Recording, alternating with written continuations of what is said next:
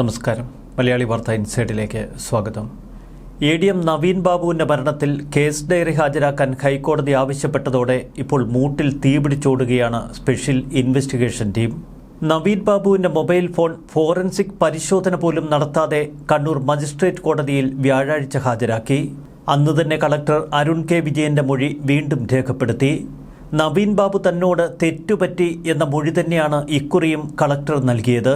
നേരത്തെ കേസിൽ പ്രാഥമിക അന്വേഷണം നടത്തിയ കണ്ണൂർ ടൗൺ SHO എടുത്ത മൊഴി മാത്രം മതിയെന്നായിരുന്നു അന്വേഷണ സംഘത്തിന്റെ തീരുമാനം. നവീൻ ബാബുവിന്റെ ഫോൺ ഈ കേസിൽ നിർണായക തെളിവാണ്.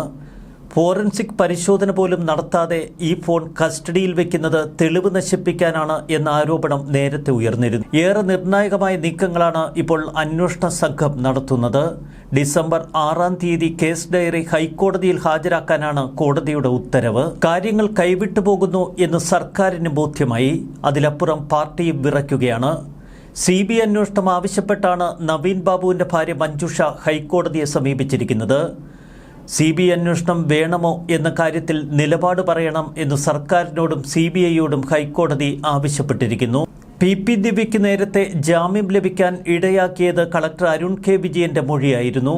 അരുൺ കെ വിജയന്റെ മൊഴി ഉപയോഗിച്ച് നവീൻ ബാബു ഒരു അഴിമതിക്കാരനാണ് എന്ന് വരുത്തി തീർക്കുകയാണ് പാർട്ടിയുടെയും സർക്കാരിൻ്റെയും ഒക്കെ ലക്ഷ്യം. സ്പെഷ്യൽ ഇൻവെസ്റ്റിഗേഷൻ ടീമിന്റെ അന്വേഷണവും ചെന്നെത്തുന്നത് ആ തലത്തിലേക്ക്. കാര്യങ്ങൾ തങ്ങളുടെ കൈവിട്ടു എന്ന് ബോധ്യമായ നിലയ്ക്ക് കണ്ണൂർ കളക്ടർ അരുൺ കെ വിജയനെ വളരെ ഭദ്രമായി ദില്ലിയിലേക്ക് അയക്കുകയാണ് ഇപ്പോൾ സർക്കാർ.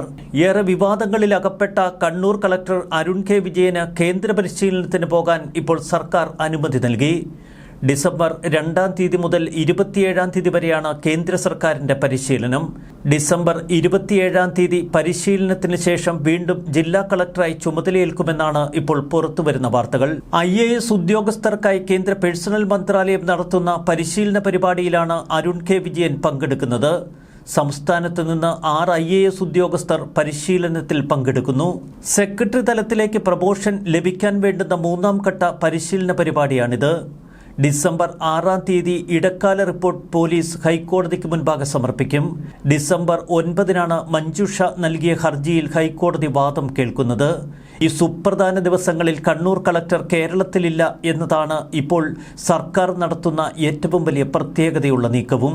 നവീൻ ബാബുവിന്റെ മരണവുമായി ബന്ധപ്പെട്ട അന്വേഷണം നടക്കുന്നതിനിടയിലാണ് ഇപ്പോൾ കണ്ണൂർ കളക്ടർ അരുൺ കെ വിജയൻ പരിശീലനത്തിന് പോകുന്നത്.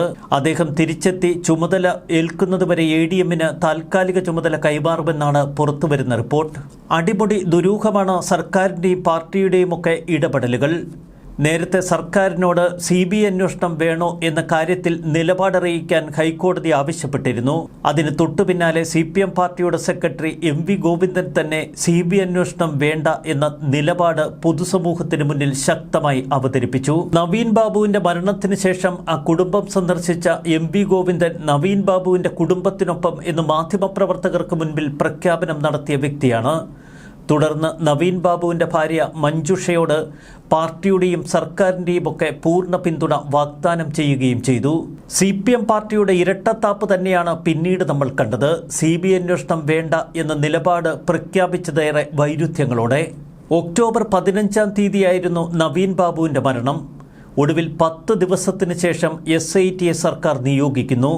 എന്നാൽ നവീൻ ബാബുവിന്റെ കുടുംബത്തിന്റെ മൊഴിയെടുത്തതുപോലും കേസിൽ പ്രതിയായ ജില്ലാ പഞ്ചായത്ത് മുൻ പ്രസിഡന്റ് PP ദിവ്യയ്ക്ക് ജാമ്യം ലഭിച്ചതിനു ശേഷം. PP ദിവ്യയുടെയും ADMനെതിരെ കൈക്കൂലി ആരോപണമുന്നയിച്ച TV പ്രശാന്തിന്റെയും ഫോൺ വിവരങ്ങൾ ഇപ്പോഴും SIT ശേഖരിച്ചിട്ടില്ല. ഇതെല്ലാം ശേഖരിക്കാനുള്ള ഓട്ടത്തിലാണ് ഇപ്പോൾ സ്പെഷ്യൽ ഇൻവെസ്റ്റിഗേഷൻ ടീം. ഹൈക്കോടതി 6-ാം തീയതി തങ്ങളെ എടുത്തൊടുക്കും എന്ന് കൃത്യമായി ബോധ്യപ്പെട്ടതോടെയാണ് സ്പെഷ്യൽ ഇൻവെസ്റ്റിഗേഷൻ ടീമിന്റെ ഈ പരക്കം പാച്ചിൽ. TV പ്രശാന്ത് നേരത്തെ അവകാശപ്പെട്ടത് കൈക്കൂലി ആരോപണവുമായി ബന്ധപ്പെട്ട ഒരു പരാതി താൻ മുഖ്യമന്ത്രിയുടെ ഓഫീസിലേക്ക് അയച്ചിരുന്നുവെന്നാണ്. എന്നാൽ വിവരാവകാശ ചോദ്യത്തിന് മുന്നിൽ കൃത്യമായ മറുപടി നൽകാതെ മുഖ്യമന്ത്രിയുടെ ഓഫീസ് ഇപ്പോൾ ഉരുണ്ട് കളിക്കുന്നു. ചോദ്യത്തിൽ കൃത്യമായ കാലയളവ് പറയാതെ മറുപടി നൽകാനാവില്ല എന്നതാണ് മുസ്ലിം ലീഗിന്റെ ഇരിക്കൂർ മണ്ഡലം ജനറൽ സെക്രട്ടറി TNA ഖാദർ നൽകിയ ചോദ്യത്തിന് മുഖ്യമന്ത്രിയുടെ ഓഫീസ് മറുപടി നൽകിയിരിക്കുന്നത്. പ്രശാന്തിന്റെ പരാതിയിലെ തീയതി രേഖപ്പെടുത്തി വീണ്ടും അപേക്ഷ നൽകുമെന്നാണ് ഇപ്പോൾ ഖാദർ പറയുന്നത്. സർക്കാർ സംവിധാനവും മുഖ്യമന്ത്രിയുടെ ഓഫീസും പാർട്ടി സംവിധാനങ്ങളുമൊക്കെ പ്രതികൾക്കൊപ്പം നിൽക്കുന്നു. നവീൻ ബാബുവിൻ്റെ മരണത്തിലെ ദുരൂഹതകൾ നീക്കാൻ ഒരു CBI അന്വേഷണം തന്നെ വേണം എന്ന ആവശ്യവുമായി നവീൻ്റെ ഭാര്യ മഞ്ജുഷ ഹൈക്കോടതിയെ സമീപിച്ചപ്പോഴാണ് ഇപ്പോൾ സർക്കാരിനും പാർട്ടിക്കുമൊക്കെ ഇരുട്ടടിയായി മാറിയത്. നവീൻ ബാബുവിൻ്റെ മരണം അന്വേഷിക്കുന്ന സ്പെഷ്യൽ ഇൻവെസ്റ്റിഗേഷൻ ടീമിൻ്റെ കേസന്വേഷണം വെറും പ്രഹസനം മാത്രമാണ് എന്ന ആരോപണം ഉന്നയിച്ചിരുന്നു മഞ്ജുഷ ഹൈക്കോടതിയിൽ നൽകിയ ഹർജിയിൽ. 2-ാം തീയതി മുതൽ 27-ാം തീയതി വരെയാണ് ദില്ലിയിൽ കളക്ടർ അരുൺ കെ വിജയന്റെ പരിശീലനം. പരിശീലന പരിപാടികൾക്കായി നാളെ ദില്ലിയിലേക്ക് കളക്ടർ അരുൺ കെ വിജയൻ യാത്ര തിരിക്കും. ഇന്നലെ തിരക്കിട്ട് സ്പെഷ്യൽ ഇൻവെസ്റ്റിഗേഷൻ ടീം കണ്ണൂർ കളക്ടറിൽ നിന്ന് മൊഴി രേഖപ്പെടുത്തിയത് ഹൈക്കോടതിയെ ഭയപ്പെട്ടിട്ട് തന്നെ. എന്നാൽ കളക്ടറുടെ മൊഴി പൂർണ്ണമായും പ്രതികളെ രക്ഷിച്ചെടുക്കാനാണ് എന്നത് നമ്മെ കൂടുതൽ അസ്വസ്ഥമാക്കുന്നു. മുൻ ജില്ലാ പഞ്ചായത്ത് പ്രസിഡന്റ് PP ദിവ്യയെ രക്ഷിക്കാൻ കളക്ടർ കൂട്ടുനിൽക്കുകയാണ് എന്നതാണ് നവീൻ ബാബുവിന്റെ കുടുംബത്തിന്റെ ആരോപണം. അരുൺ കെ വിജയനെതിരായ ആരോപണം കുടുംബം ഹൈക്കോടതിയിലും ആവർത്തിച്ചിരുന്നു.